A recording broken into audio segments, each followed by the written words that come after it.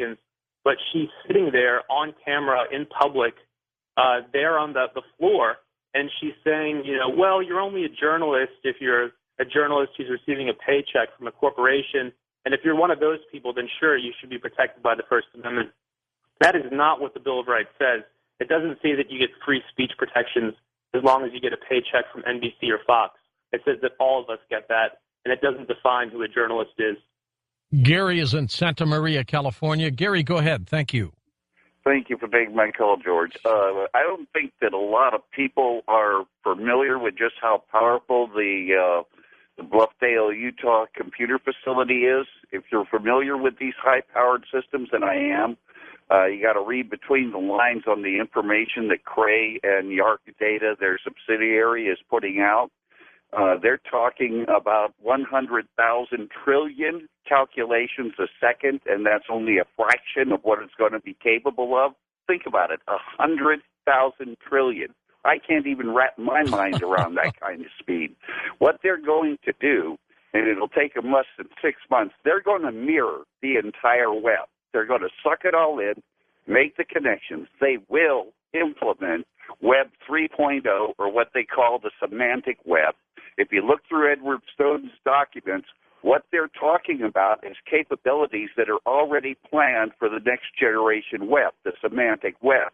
They are going to contain the entire Internet mirrored in one facility, implement the semantic web completely, draw all the connections, all the data, all the emails.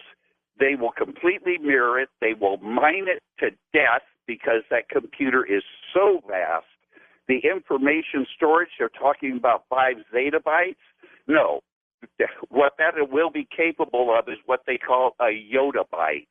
A yottabyte is just beyond belief capacity. They have anticipated the exponential growth of the Internet. It's all being sucked in.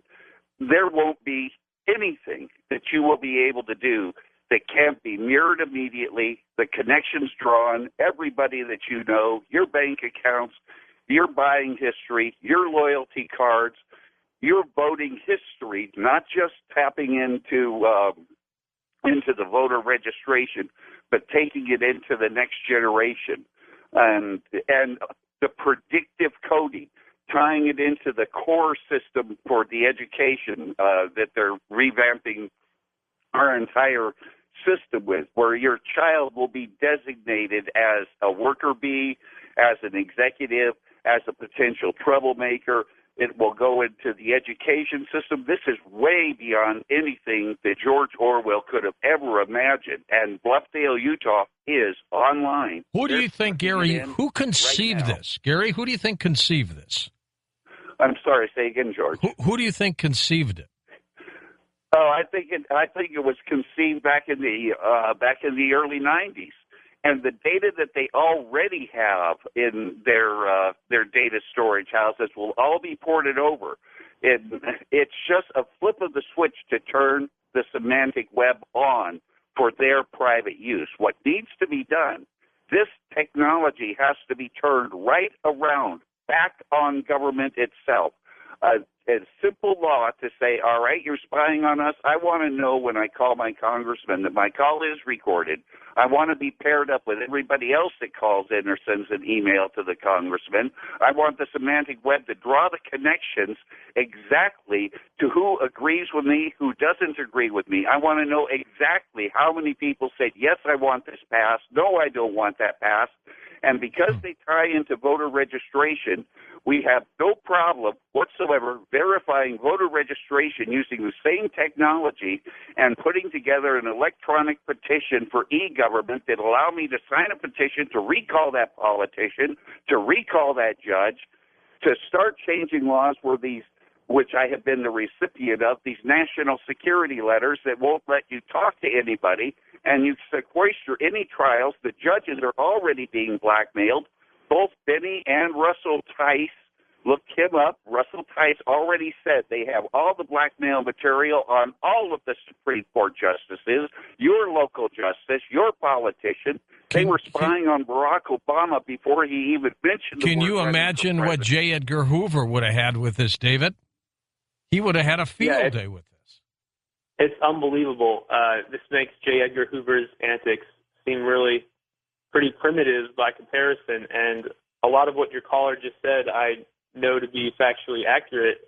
Russ Tice is one of the other big NSA whistleblowers, and he, during a TV interview recently, said that he saw the order to spy on Barack Obama starting in the summer of 2004, which is when he first started to gain some national attention. And that, I'm surprised that story never took off. This is why I feel that the media is really letting down the American people, with the exception of a few outlets. That should have been headline news everywhere, that our current president was spied on by some unaccountable agency, some super secret spy agency, starting in 2004. And why not investigate that claim to see what's that all about? Well, right? Why not get that guy on every show in the country? Why isn't the president bringing that up? Why isn't he saying, I was spied on by this agency myself? That's another troubling aspect of all this. I think that we have a really big problem right now. This cannot be allowed to continue, and I think people who are tech-savvy, like your last caller, they understand the implications, and they know that this absolutely cannot be allowed to go forward. Politicians keep telling us if you have nothing to hide, you have nothing to fear. Well, let's turn that whole narrative around. If the people in D.C. have nothing to hide, then what do they have to fear by showing us, who are they associating with? Who are they sending emails to? Who exactly is financing their campaigns? Why are they voting certain ways? Why are you voting in favor of NSA spying when it seems to be clearly unconstitutional? Every single legal expert I've spoken to says, yeah, this violates the Fourth Amendment. I have not yet met a person with a law degree who suggests otherwise. And yet these people in D.C. seem to have no problem with it. There's a real disconnect. And you see this with our foreign policy also. There's stuff in Egypt recently where it looks like our government is supporting the Muslim Brotherhood. And you're like, what is going on here? And then you bring that domestically, and you're like, you're spying on us, and meanwhile you're supporting people who are radicals overseas. Maybe you should be spying on them first. Okay, there's a bigger picture, and give me your gut feeling on this. We know what's going on. We know they're spying. We know they've been spying. We know they're going to continue to spy and get more information. Here's the big question. Why? What are they after? What do they want?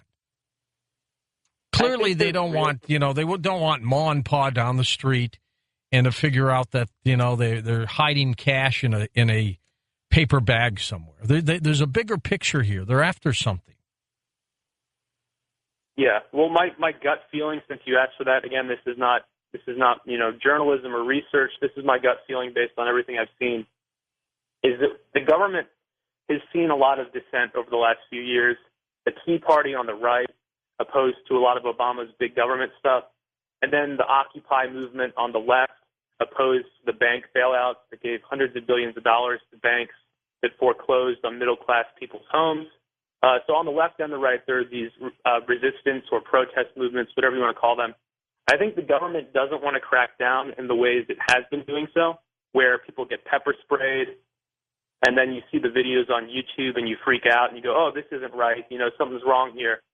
They don't want that. What they want is to have so much information on all of us that before the next big national protest movement even starts, whatever the next Tea Party happens to be, while it's in the very early embryonic stages, they can figure out who is planning it, who's the real power behind it, and shut those people down immediately, either on bogus drug charges or plant something on their computer, plant some bogus child porn, whatever it has to be to discredit or imprison those few people. And this sounds like craziness, but that's honestly what I feel this is about, is to prevent any kind of big protest. Let's go to Kevin, Westport, Washington. Squeeze you in, Kevin. Go ahead. Hi, George. I enjoy your program real well, and I appreciate you supporting me when I called a few years ago about my mom dying. I don't know if you remember that. I do. But anyway, I know I'm very short on time here. I realize that. So in the interest of time, I've been alone since my wife died about 7.5 years ago due to cancer. And I admit, I look at porn occasionally on the internet, adult porn.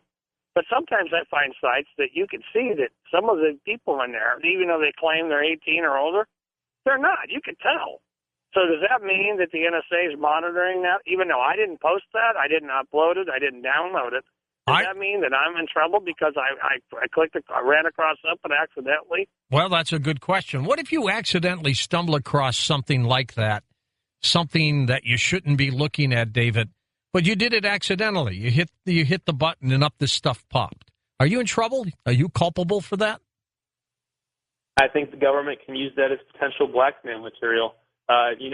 You might be able to explain that to your tech-savvy friends that it was a mistake and that you didn't mean to click on it. But if you're, faced with a judge or faced with a jury who is not all that tech-savvy and doesn't really understand these things all that well, right, they might decide that you're a bad person. You go away to prison. And the other issue with that is since the data they're collecting can't be challenged in a regular court of law, since it's all hidden behind layers of national security letters and the FISA court and all of this infrastructure that's been put in place to obscure what they're doing, you can't challenge it as you could normal evidence.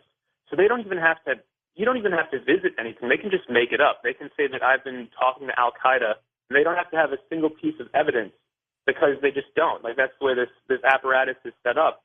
They can claim that they have it, and then they can detain you for as long as they want to under a separate law, which you and I have talked about in the past. And it's not good. I mean, I agree with you that a lot of this is driven by paranoia, but I think at least in the short term, the way it will be used is against protesters, against journalists who are trying to out corruption and things of that nature. I think you are right, David Seaman. David's website linked up at coasttocoastam.com. When we come back, our final intervention, artificial intelligence.